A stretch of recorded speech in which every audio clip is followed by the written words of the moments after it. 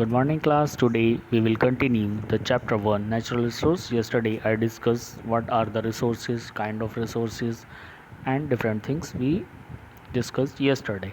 So today we will continue the same chapter from the next page. Now we will continue the chapter from the next page, and the page is here. What are the uses of land? So obviously we know so many things about how the land is used. Land use tells us how land is being utilised by humans, यानी कि इंसान उसको कैसे use करते हैं. Generally land is modified by humans for the purpose of agriculture. तो सबसे बड़ा जो यूजेज है, सबसे बड़ा जो इम्पॉर्टेंट यूज़ है, what are the main most important use of using the land? Land obviously agriculture. Then for the other developments also we use land for making roads, to build roads, industries, houses and everything. Definitely if there will be no land, so how will we survive? Where will we live? Definitely we can't live in air, so we need land. So land is the most important for human being. So and we are using land in different ways. Land use refer how to land is being used by humans. It usually agriculture fields for crops or industrial areas for factories. Factory setup करने के लिए, खेती करने के लिए, agriculture के लिए. And here we would like to discuss that the plants and animals, these they also live on land. Land use depend on its local environment, so the soil, climate, relief, population size and density. ये सारी चीज़ें depend करती हैं कहाँ पर land का क्या use है. कहीं पर लैंड का यूज़ इंडस्ट्री के लिए आता है, कहीं पर लैंड का यूज़ घर बनाने के लिए, कहीं पर फ्लैट्स बनाने के लिए, कहीं पर एग्रीकल्चर के लिए. So land has different purposes to use depending on the climate, depending on the place. कहीं पर पहाड़ी ज़मीन है तो वहाँ पर अलग चीज़ें होंगी, कहाँ पर माउंटेन्स होंगे तो वहाँ पर टी गार्डन्स होंगे, सब कुछ होंगे. जहाँ पर प्लेन्स होगा वहाँ पर क्रॉप्स होंगे, एग्रीकल्चर होगा. तो it depends. So if we look at the figure given in the page, it represents world land used by categories and their breakdowns. यानी कि अर्थ में जो लैंड है वो कितनी कितनी यूज़ की जाती है, किस किस चीज़ में यूज़ की जाती है, राइट. तो 11% of the earth surface is use for cultivation and 14% crops comprising plantation and coffee and make up 1% of forest cover. Another 25% pastures accounts for 34%, while urban covers about 5%. तो ये अलग अलग यूजेस हैं कि कहाँ पर अर्थ कितनी किस पर्पज़ के लिए यूज़ की जाती है. एंड ये वर्ल्ड वाइड डेटा है पूरा का पूरा आपके पास. तो टोटल 14% लैंड हम यूज़ करते हैं एंड परमानेंट क्रॉप्स अलग होती हैं उसमें, और कुछ अलग जैसे कि एक सीजनल क्रॉप्स होती हैं, wheat, rice, this kind of crops. But some are permanent crop. वहाँ पर सिर्फ एक ही चीज़ की क्रॉपिंग की जाती है, लाइक टी एंड कॉफ़ी. ये 1% एरिया पे होती है. एंड जो फॉरेस्ट है वो 28% एरिया पे होता है. जो पेस्चर्स है वो 34% है. Pastures means the grazing area where the animals use to graze. Then some areas is used to build the parks, gardens, and some land is barren land, मतलब जो अभी खाली पड़ी है, बंजर है.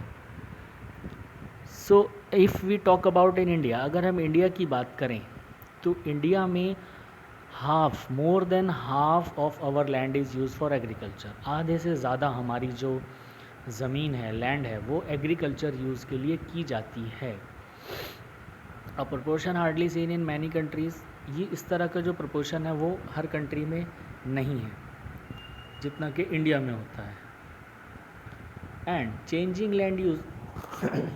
अब अभी क्या हो रहा है कि लैंड यूज़ के अंदर बहुत सारे चेंजेस आ रहे हैं because the population is increasing. जैसे जैसे आबादी बढ़ रही है, पॉपुलेशन इंक्रीज़ हो रही है, उससे हमें ख़तरा हो रहा है. जब ख़तरा होगा, पॉपुलेशन बढ़ेगी तो लैंड यूज़ बढ़ेगा. सबसे पहले हम लोग निकलते हैं. जैसे you must have seen that the people who were living in the cities, now they are moving another areas, they are buying the flats. तो जहाँ पर पहले खेती होती थी, क्रॉप्स, एग्रीकल्चर होती थी, वहाँ पर अब फ्लैट्स बन गए हैं. जहाँ पर पहले इंडस्ट्रीज़ हुआ खाली जंगल पड़े थे, वहाँ फैक्ट्रीज़ पहुँच गई, इंडस्ट्रीज़ पहुँच गई, डैम्स बन गए. So this is the alarming situation कि लैंड तो उतनी है जितनी है रहेगी, बट हम उसका यूज़ अब चेंज कर रहे हैं. हम उसके यूज़ को चेंज कर रहे हैं. And how we are changing, कि अगर हम पिछले 20-25 सालों की बात करें, if you talk about our elders, so they will share with us that कि बिफोर 20 ईयर्स और before 30 years there was nothing over there, यहाँ पर कुछ नहीं था, और अभी जो है वो सारी चीज़ें बन गई हैं और अब बहुत सारे चेंजेस आ गए हैं. ये फैक्ट्रियाँ पहले नहीं होती थी, पहले यहाँ पूरा जंगल था, फिर खेत हो गए, अब यहाँ पर घर भी बन गए. तो this kind of experiences they will share. तो वहाँ से हमें पता चलता है कि अच्छा पहले पूरा ऐसा हुआ करता था. तो अभी जो है लैंड का जो यूज़ है वो चेंज होता जा रहा है. So in the next point we will learn land degradation. Land degradation means because we are continuously growing crops on the land. लगातार हम उस पर एग्रीकल्चर का यूज़ कर रहे हैं, उसमें अपनी क्रॉप्स को बो रहे हैं या ले रहे हैं, उसका यूज़ कर रहे हैं. तो इससे क्या होता है, उसकी फर्टिलिटी लूज़ हो जाती है. There are so many reasons for this increase of population, and its over increasing pressure on land, deforestation, soil erosion, overgrazing by animals, excessive single cropping, expansion of cities, and salinization. Together all these are responsible for the removal of nutrients from the land. होता क्या है कि आप एक example इंसान का ही ले लीजिए कि एक आदमी 6 घंटे 8 घंटे काम कर रहा है, वो फिट रहता है. एक आदमी 12 घंटे काम कर रहा है, एक आदमी 16 घंटे काम कर रहा है. तो जो the person who is working for 16 hours a day, definitely after 6 month 1 year he will start become weak. तो जब इस तरह के चेंजेस आएंगे, वो बीमार होना शुरू होगा, क्योंकि हमने उससे बहुत ज़्यादा ओवर वर्क करा लिया है, उसको बीमारियाँ आने लगी. सेम लैंड के साथ होगा, जब हम उसका बहुत ज़्यादा यूज़ करेंगे, बहुत ज़्यादा सब कुछ करेंगे, तो उसकी फर्टिलिटी यूज़ होगी, वो वीक हो जाएगी, उसके अंदर ह्यूमस नहीं रहेगा, उसके अंदर फर्टिलिटी नहीं रहेगी. तो इसको हम लैंड डिग्रेडेशन कहते हैं. अब जो लैंड डिग्रेडेशन है, इसका इम्पैक्ट बहुत ज़्यादा पड़ रहा है. Land production goes down, leading to uncertainty about food. It often go to migration और जनरल डिस्ट्रक्शंस ऑफ इकोसिस्टम. क्योंकि लोग चेंज हो रहे हैं, लोग जो है वो गांव की तरफ से शहरों में बढ़ रहे हैं, शहरों की तरफ से दूसरी सिटीज़ में जा रहे हैं.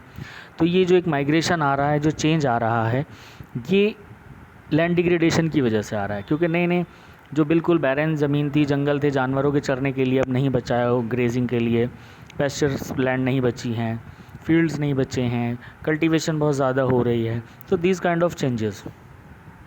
सो now we use to conserve the land. How can we conserve the land, हम उसको कैसे बचा सकते हैं, कैसे उसको सही कर सकते हैं. तो land is important for survival of human. इंसान के लिए इम्पॉर्टेंट है, सर्वाइवल करना है, जीना है, तो लैंड को हमें बचाना होगा. तो इट है हैबिटेट ऑफ ऑल लाइफ. अब जाहिर सी बात है, सारी जो लिविंग थिंग्स हैं, whether they are plants, animals, reptiles, insects, marine animals, they all live on earth. तो these are, so how can we conserve the land? How can we conserve the land? We can conserve the land. So there are so many ways to conserve the land, like afforestation means we should plant more and more trees. We should not throw the garbage on an open place, that is also cause the soil pollution. We should plant the crop rotation, so that soil can be fertile and the many nutrients can be available in that soil. And we should grow the different kind of crops. We should not use the fertilizers, hazardous industrial waste we should not throw in the rivers, and we should not use fertilizers, pesticides. We should avoid these kind of things in the agriculture. And another things, wasteland can be cultivated for agriculture. The land which is not in use, that is called wasteland. We should try to use that land for agriculture. And government, we should support the government. If the government is trying to initiate this kind of, government is supporting financially to the people, so we should support the government and we should take initiate for this. So in the next video we will continue from the next topic. Thank you.